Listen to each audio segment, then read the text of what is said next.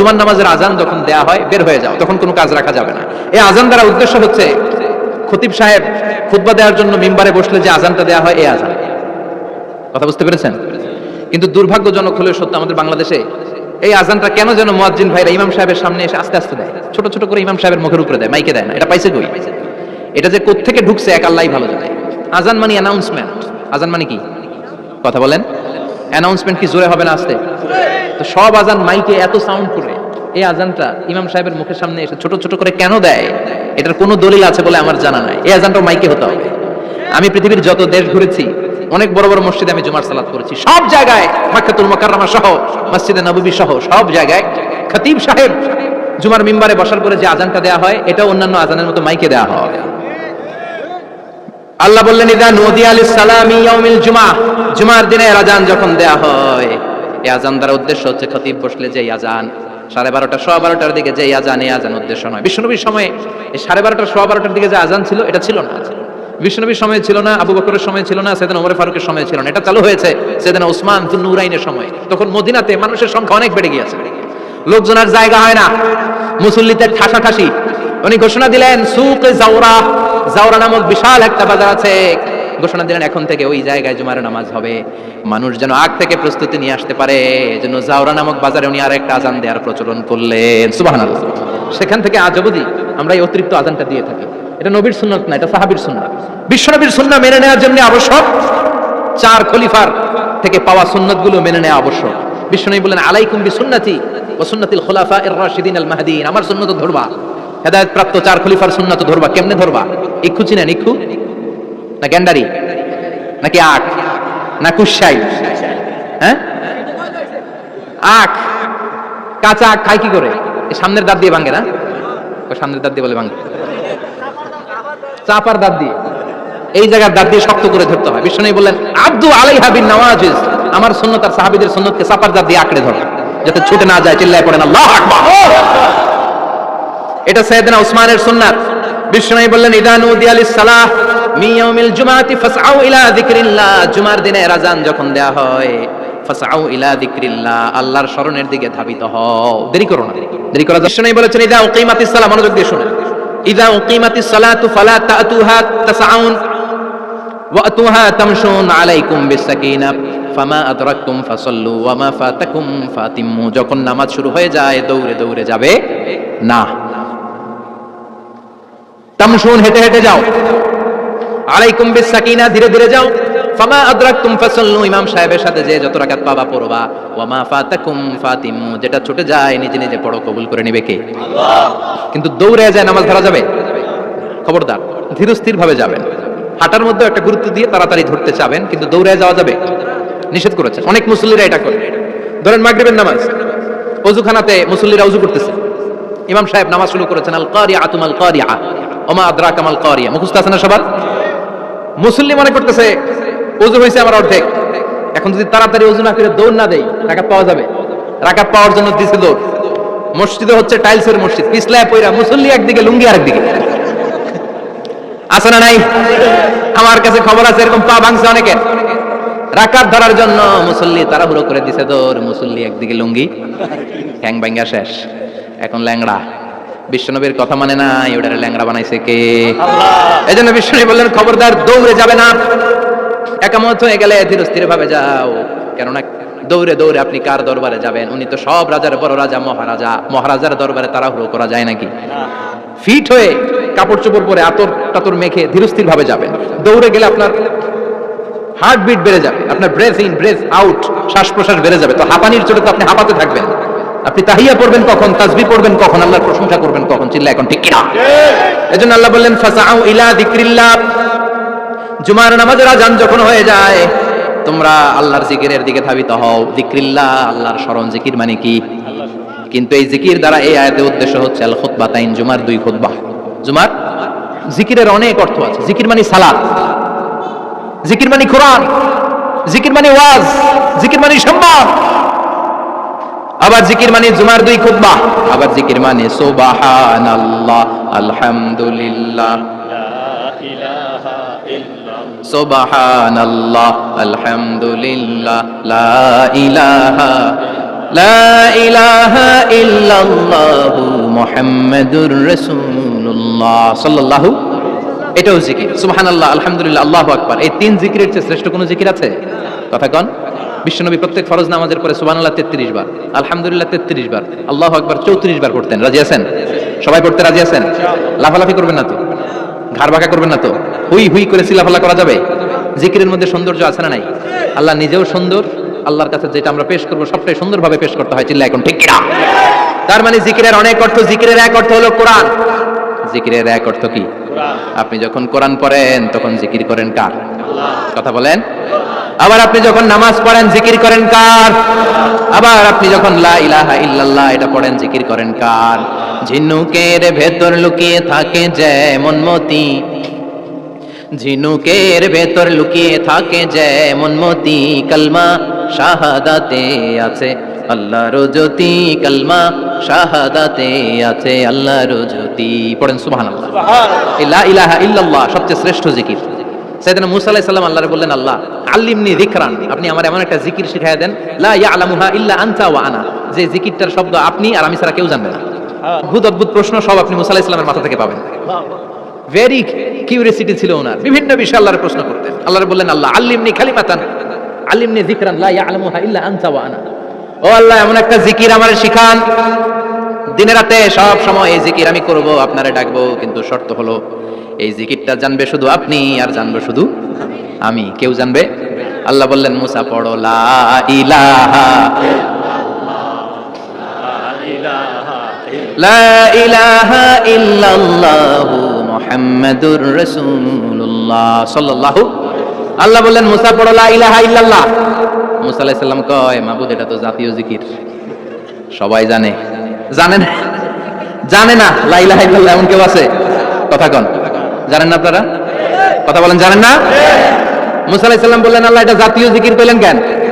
আমি তো চাইছি এক্সট্রা অর্ডিনারি, অসাধারণ একটা জিকির, সুপারক্যালিফ্রাজিলিস্টিক এক্সপিয়ালিডোসাস, এক্সেলেন্ট একটা জিকির, আনপ্যারালাল, কারো কাছে নাই, শুধু আমি জানবো আর আমি পড়ব। আল্লাহ বললেন, মুসা এই লা ইলাহাকে যদি এক পাল্লায় রেখে দাও, তাম বিশ্ব, সাত আকাশ, সাত জমিনটারে তুলে যদি তুমি আরেক পাল্লায় রেখে দাও, লা রাজাহাত কাফাতু লা ইলাহা ইল্লাল্লাহ, মুহূর্তের মধ্যে লা ইলাহার পাল্লা ভারী হয়ে যাবে। ও মুসা, তুমি যতই এক্সক্লুসিভ জিকির চাও, লা ইলাহার চেয়ে দামি জিকির আমার কাছে নাই। চিৎকার করে পড়তে হবে আল্লাহু আকবার। তার মানে নামাজও জিকির, কোরআনও জিকির, এই যে আমরা ওয়াজ করতেছি এইটাও কি? কথা কন।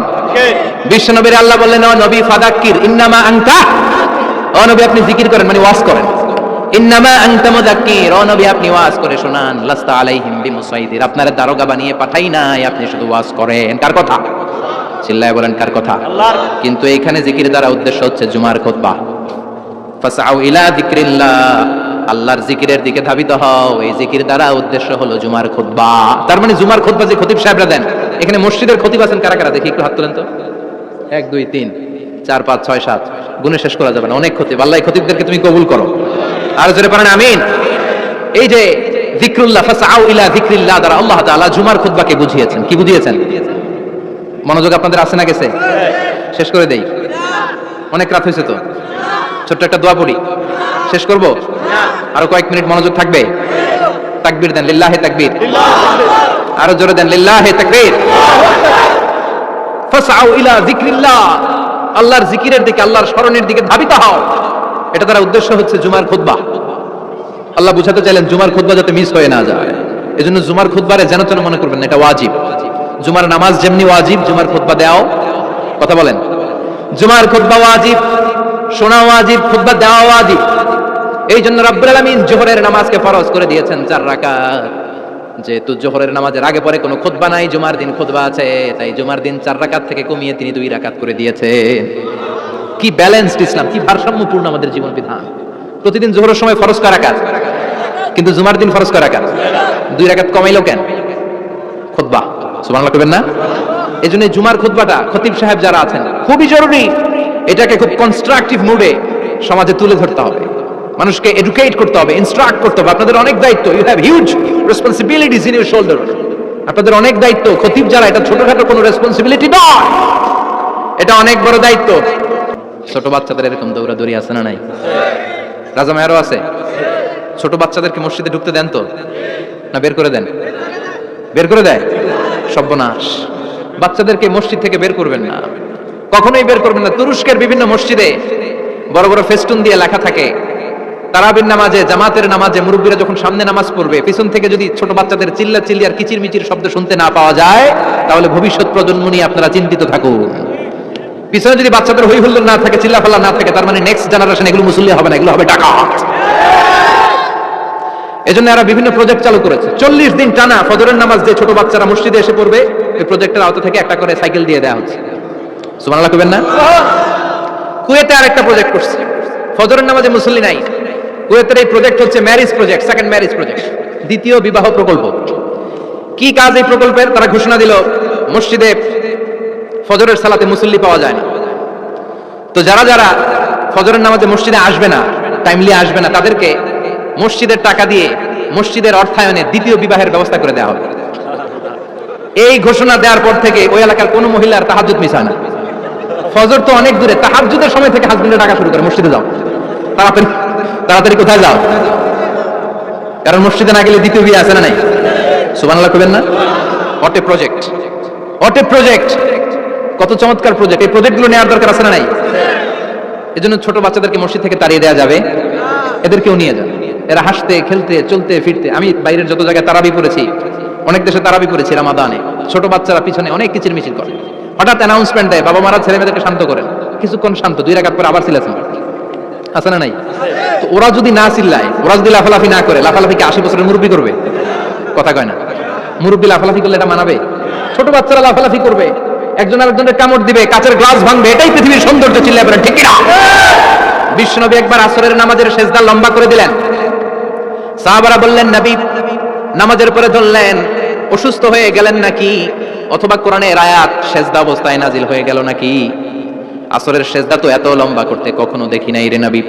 বিশ্বনবী বললেন, না, অসুস্থ হই নাই, কোরআনের আয়াত নাজিল হয় নাই, আমি যখন সেজদায় লুটিয়ে পড়েছি, আমার কলিজার টুকরা নাতি হাসান আমার কাঁধের উপরে চেপে বসেছে, আমি যদি সেজদা থেকে মাথা উঠাই হাসানের কষ্ট হয়ে যাবে, তাই আসরের একটা সেজদা আমি ইচ্ছা করেই লম্বা করে দিয়েছি।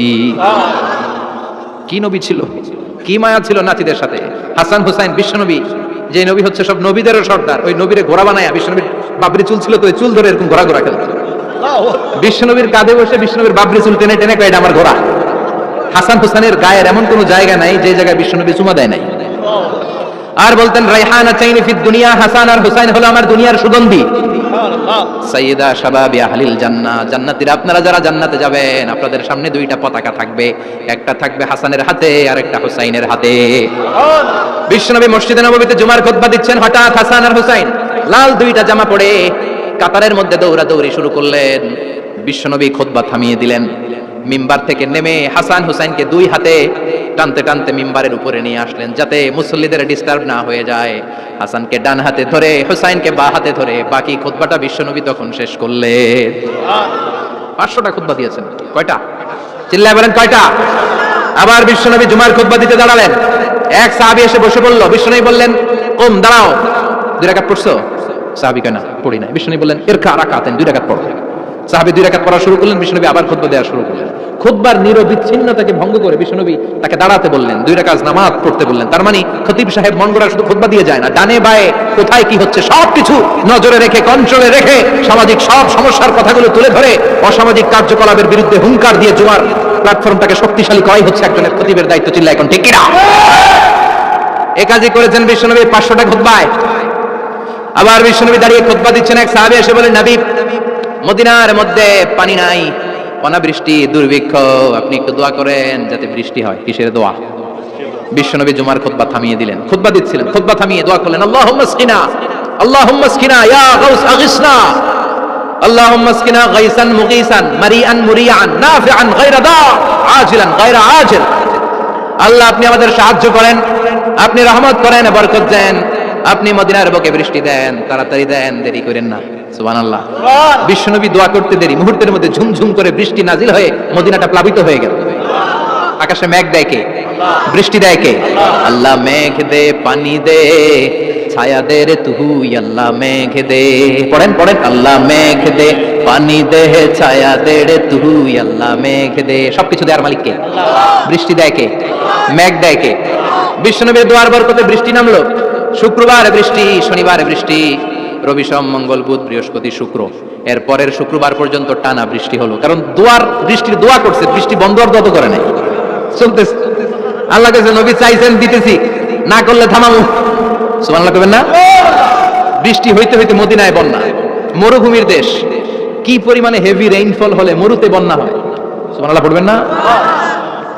আবার বিশ্বনবী পরের জুমাবারে খুতবা দিচ্ছেন, ওই সাহাবী এসে হাজির, এসে বলে, ও নবী আর বৃষ্টির দরকার নাই। যে বৃষ্টির দোয়া করতে বলেছিল সে এসে বলি আর কিসের দরকার নাই? চিল্লায় বলেন, কিসের দরকার নাই? ও নবী আর বৃষ্টির দরকার নাই, এবার বৃষ্টি বন্ধের দোয়া করেন। বিশ্বনবী আবার হাত তুলে বললেন, আল্লাহুম্মা হাওয়ালাইনা ওয়ালা আলাইনা, মানে আল্লাহ আপনি বৃষ্টি দেন, তবে এই এলাকায় না, ডানে বায়ে সামনে পেছনে চারদিকে দেন। যখন নামাজ শেষ হয়ে যায়, ফাইদা কুদিয়াতিস সালাতু ফান্তাশিরু ফিল আরদ, জুমার নামাজ যখন শেষ হয়ে যায়, জামাতের নামাজগুলো যখন শেষ হয়ে যায়, ফান্তাশিরু ফিল আরদ, জমিনে ছড়িয়ে যাও, ওয়াবতাগু মিন ফাদলিল্লাহ, আল্লাহর কাছ থেকে ফজল তালাশ করো, মানে রিজিক তালাশ করো। কার কথা? নামাজ শেষ মসজিদে থাকবেন, কই যাবেন? কথা কন, জোরে কন। নামাজের সময় ঢুকবেন কই?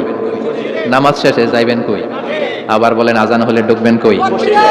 আজান শেষ, নামাজ শেষ, যাবেন কই? কুদিয়াতিস সালাহ ফান্তাশিরু ফিল আরদ, এটা হচ্ছে ইসলামের বিধান। মসজিদে গোল হয়ে বসে থাকার কোনো বিধান নাই। শুধু মুরব্বী যারা, কাজ নাই, ফ্যামিলিরে দেওয়ার কিছু নাই, অবসর সময়, ঢেল সময় মসজিদে বসে তেলাওয়াত করেন, জিকির করেন, সমস্যা নাই।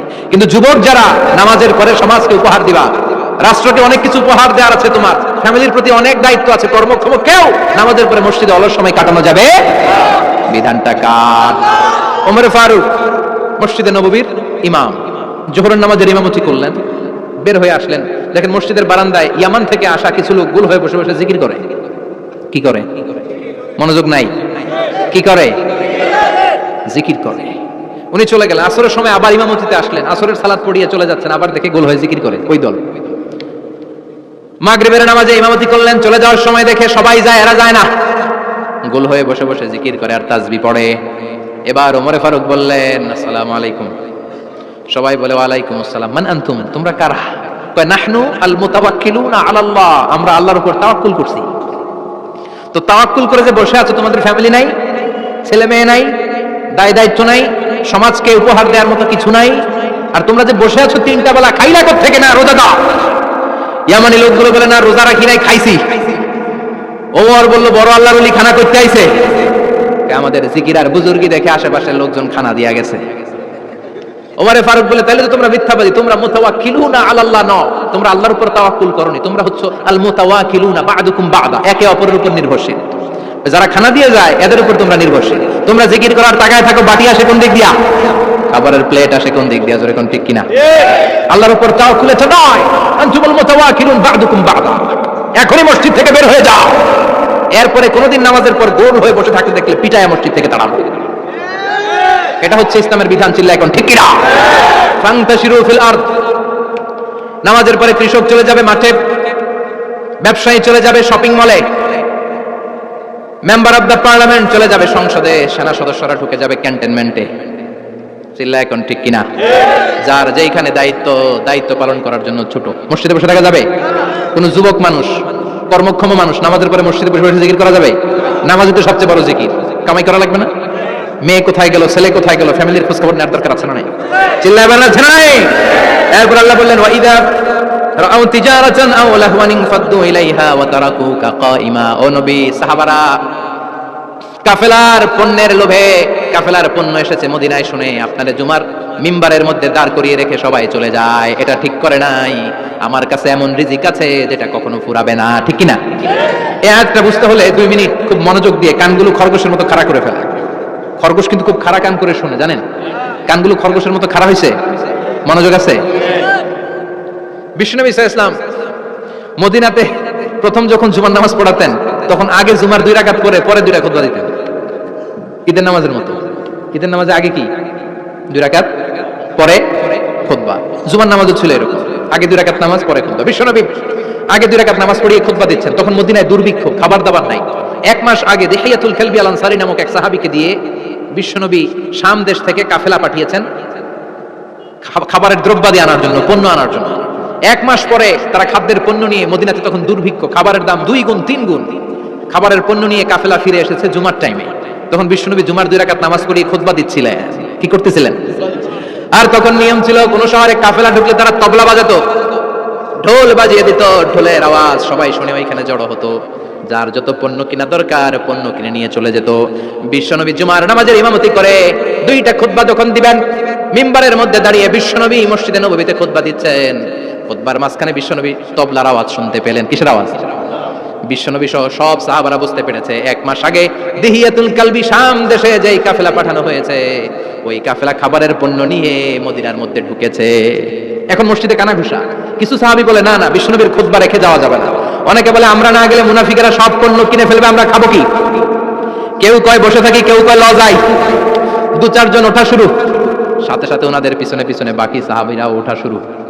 যেতে যেতে পেছন থেকে 1 কাতার, 2 কাতার, 3 কাতার, পুরো মসজিদে নববী খালি, মাত্র 12 জন সাহাবা ছাড়া। কয়জন?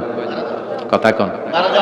মাত্র 12 জন সাহাবা বিশ্বনবীর সামনে বসে আছেন। 4 খলিফা, জাবির ইবনে আব্দুল্লাহ, এরকম 12 জন সাহাবা বসে আছেন। সব সাহাবারা পণ্য কেনার জন্য চলে গেল। সাহাবারা ভাবলো নামাজ আসল, নামাজ তো পড়েই ফেলছে, এখন খুতবা সমস্যা নাই। কিন্তু আল্লাহ এটা সহ্য করলেন না। বিশ্বনবী দাঁড়িয়ে খুতবা দিবে আর সাহাবারা সেই খুতবায় বসে না থেকে কাফেলার পণ্য করণের জন্য দৌড়াবে, এটা সাহাবাদের জন্য শোভনীয় নয়। চিল্লা এখন ঠিক কিনা?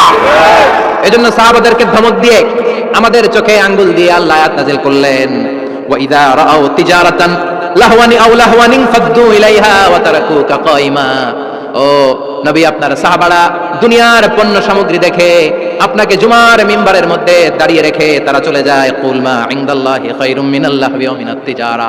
ও নবী, আপনি বলে দেন আমার কাছে এত বিশাল ধনভাণ্ডার আছে, সবার যত চাহিদা যত কামনা আছে সব যদি দিয়ে দেয় আমার ধনভাণ্ডারের 1 ইঞ্চিও কমবে না। সবচেয়ে বড় রিজিকদাতা কে? আল্লাহ। চিল্লায় বলেন কে? আল্লাহ। কেউ যেটা পারে না পারে কে? আল্লাহ। কেউ যেটা দেয় না দেয় কে? আল্লাহ। জুমার নামাজে আগে আগে যেতে রাজি আছেন?